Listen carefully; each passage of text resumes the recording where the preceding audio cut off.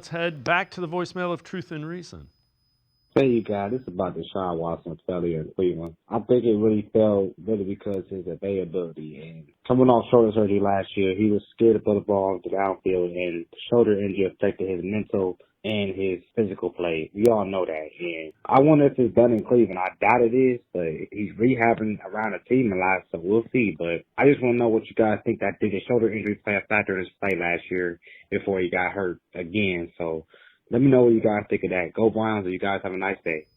As always, appreciate all of the voicemails.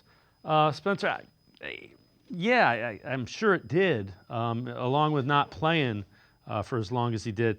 I know you've addressed this on the Locked On Browns podcast. Do you think he actually plays in 2025? He's got to show that he's rehabbing and he wants to. I just think if he wants to play in the NFL again, he has to show that he's rehabbing. I just don't know that it will be here. Yeah, the Deshaun situation is interesting. Like I'm kind of over.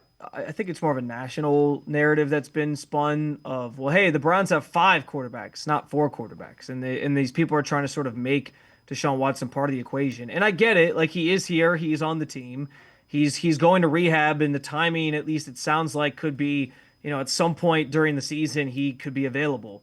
I just don't know, to your point, Dave, like I don't know what the appetite is to get him or rush him back out there. Now, the hard thing to project here is how the Browns, navigate the legalities, if you will, of the players union, because if he's able to come back, they can't, right, hold him back and just say like, oh, well, he's not ready. Like if he gets cleared by doctors, he's got to get back out there, or else the PA can file, some sort of suit against it. Like they want to avoid all those things, which I think is why they're very much right now saying nothing, saying very little on that front, because they just don't know. Now, there is a scenario that could play out where like they get to the start of the regular season, they get to the end of training camp, and they decide, hey, he's not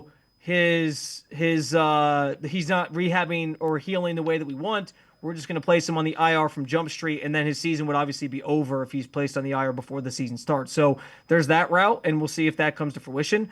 But I'm as fascinated as everybody to see how they navigate this thing, because if he comes back into the equation, what do you do? I guess there's a world where he ends up being on the active roster. I don't think that he would just like be thrust into the starting role. I would assume that they'd start all 4 of these guys, if they're all still here, over Deshaun Watson, and he would be a last resort type option.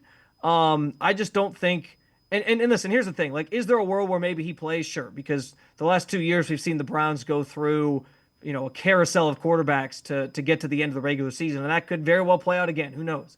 But at the same time, I'm not betting on it, and I also think it changes nothing in the way of what his future is here in Cleveland. Whether he plays a handful of games, whether he plays 1 game, whether he doesn't play at all, I think this team is subscribed to the idea that when March, whatever it's going to be, 14th rolls around next year and the new league year begins, they will be designating him as a June 1st cut, and they'll get out from underneath this contract the best they can, eat money next year, eat money the year after that, and then be moving on. I think Jimmy Haslam's comments on it being a swing and a miss were pretty telling, and I think, I just think that ship has sailed, and everything they've done this off season, from drafting 2 rookies to position themselves to potentially draft another quarterback next year with the 2 first-round picks, suggest that they are ready to close that door and move forward. And so that's the direction I think this thing is heading.